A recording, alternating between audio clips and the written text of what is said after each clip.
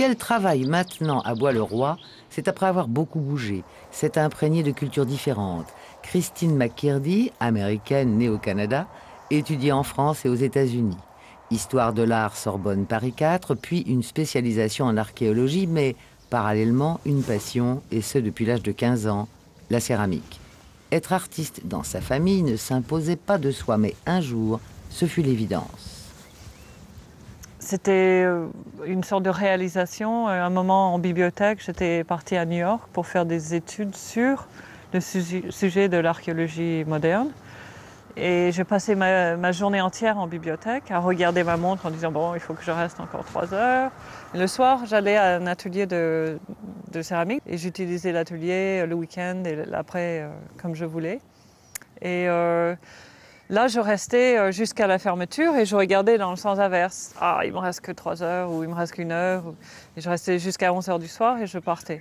Et à bout de 3-4 mois comme ça, j'ai dit quand même, c'est un peu bête de passer sa vie à vouloir compter les heures dans le sens inverse.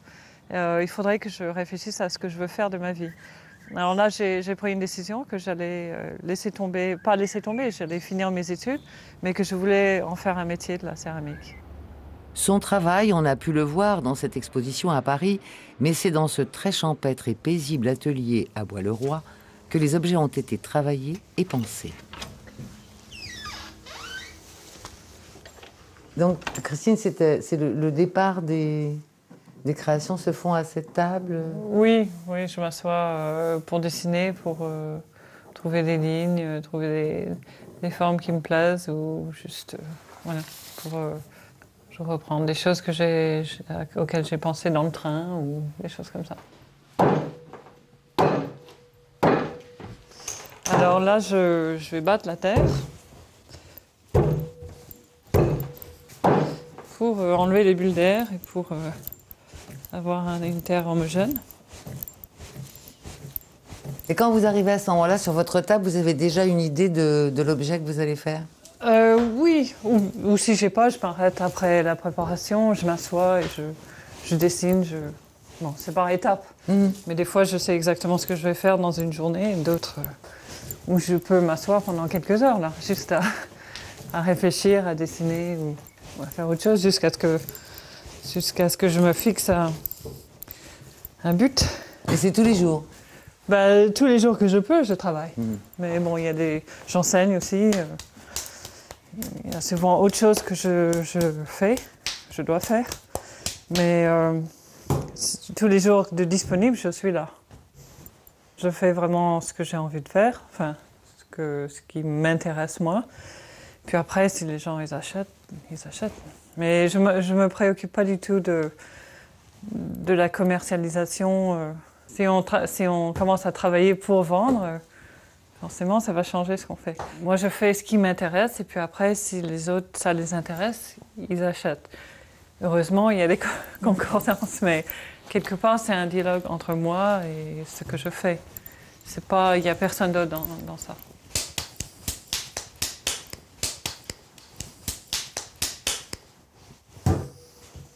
Je pense que j'ai toujours choisi de faire de l'enseignement, justement pour me donner une totale liberté dans mon travail. Et je crois que c'était un bon choix. Je dis ça aux jeunes qui démarrent. Ayez vos diplômes, ayez tous les clés en main pour pouvoir justement être un artiste libre.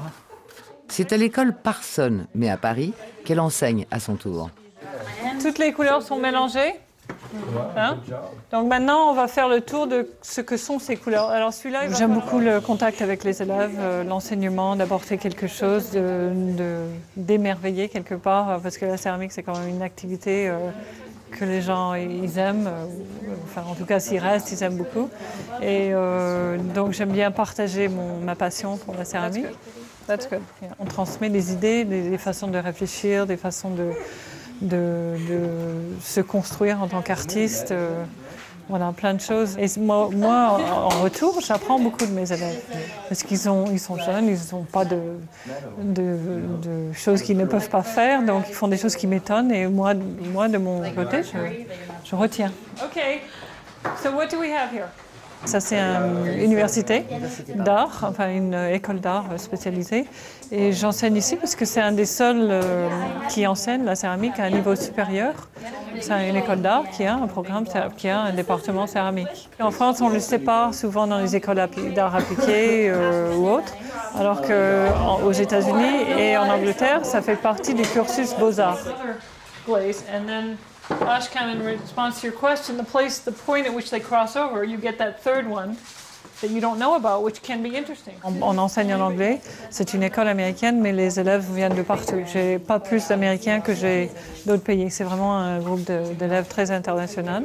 Et moi, j'enseigne rien de spécifique. J'enseigne de technique et j'essaie d'intéresser l'élève et leur faire développer à partir de là et les suivre dans ce qui les intéresse eux, mais surtout pas d'imposer ce que je veux, ni mon style, ni rien du tout. Tu as mis en grumeau, maintenant il faut attendre. Il faut attendre que l'eau prenne. Et puis voilà, c'est bon. La peinture prend tellement de temps à préparer que j'ai l'impression qu'on perd un peu de la spontanéité une fois qu'on... Enfin, tout le temps que ça prend, on a envie de faire un truc, puis on doit préparer tout ça, et à la fin, je me demande si on arrive à être spontané. Est-ce que ça fait... Does it make sense? Non? Les gens qui démarrent, ils n'ont pas la patience acquis pour faire la céramique, justement, c'est tout. S'ils sont mordus, il faut qu'ils apprennent la patience, parce que c'est vraiment, il faut beaucoup de patience en céramique. C'est long, c'est plein de problèmes techniques, et il faut les dompter et travailler et faire avec, mais il ne faut pas être pressé. C'est très réfléchi, c'est des lignes voulues, exactes, et je ne veux pas que ça change, je veux que ce soit comme j'ai décidé, et voilà. Souvent, je travaille, et je suis une ligne, et ce n'est pas tout à fait ça.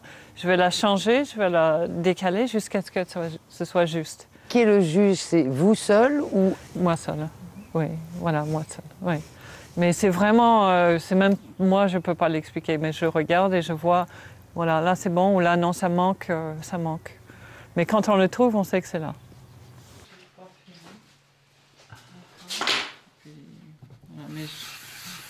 Je vais préparer un colombin.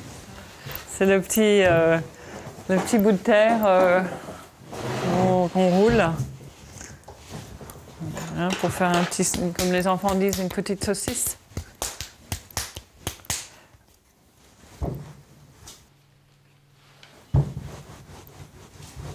C'est le plus basique de toutes les techniques céramiques. Je crois que au départ, toute la céramique a été faite comme ça.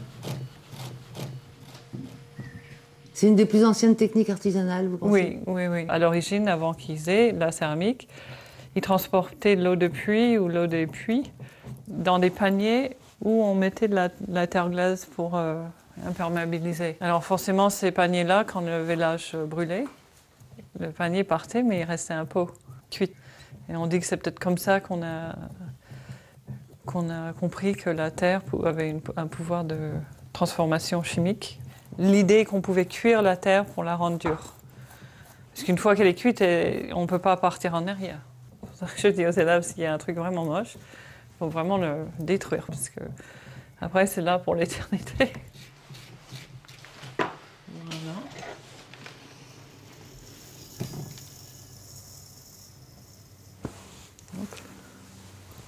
Ouais, ça va quand même pas s'apprendre si vite que ça.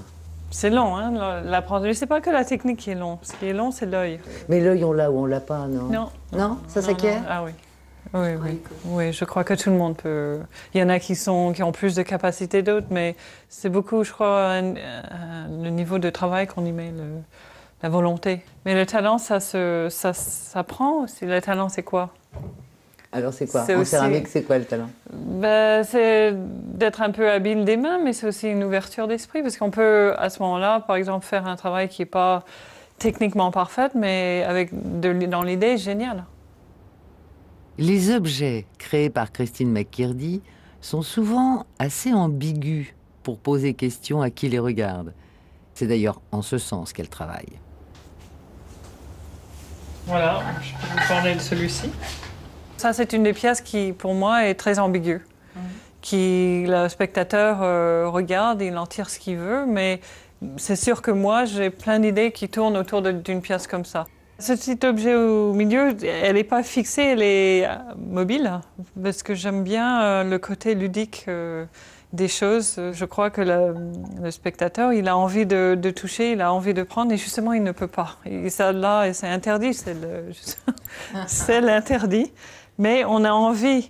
Donc, quelque part, on se projette dans l'envie de vouloir faire. Et souvent, je fais des pièces qui sont constituées de plusieurs éléments colorés qui rappellent des bonbons, ou autres, hein, des fruits.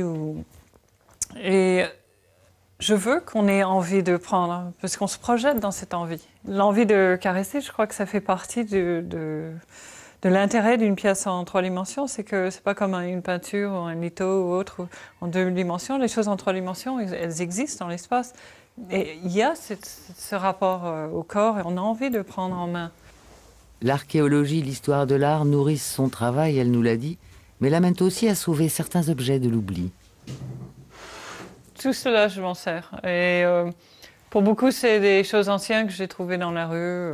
Ça fait preuve d'un autre temps. Il y a une beauté dans tous ces objets, parce qu'ils sont façonnés à la main par des gens qui avaient une technique, qui avaient un œil. Et ça n'existe plus. Vous pensez que ces savoir-faire sont définitivement perdus?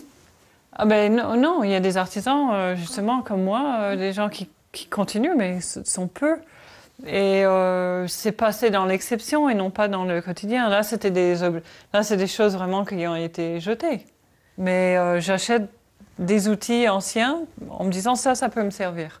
Je ne sais jamais à quoi ça peut me servir, mais ça finit par rentrer dans le travail et quelque part, ça influence le travail. Parce que la forme, là, le week-end, j'ai trouvé ça. Je sais pas, c'est un truc banal pour la cuisine, je crois. Mais je sais que ça peut me servir pour faire une facette et il y a un poids, c'est un bout de bois. C'est déjà fait. Donc, je vais l'intégrer dans ma collection et un jour, j'aurai besoin de quelque chose et hop, ça va me servir.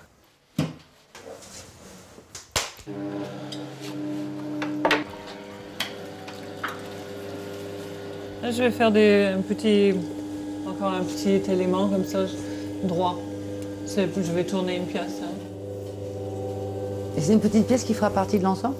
Oui, ou pas, hein, parce que... Voilà. Là, cet ensemble, c'est juste au stade de la réflexion. J'ai une idée, j'ai les formes, j'ai fait, mais après, j'en fais de trop et après, je choisis. Mais là, par exemple, le travail informe le travail, parce qu'en y allant, je dis, il faut plus de tension par-ci, par-ça, je vais faire une pièce plus large, plus haute, pour créer un ensemble qui marche. Plus large, plus haute, ou autre chose encore, qui fera ou ne fera pas partie d'un ensemble, mais c'est une histoire entre Christine McKirdy et Christine McKirdy. On l'aura compris.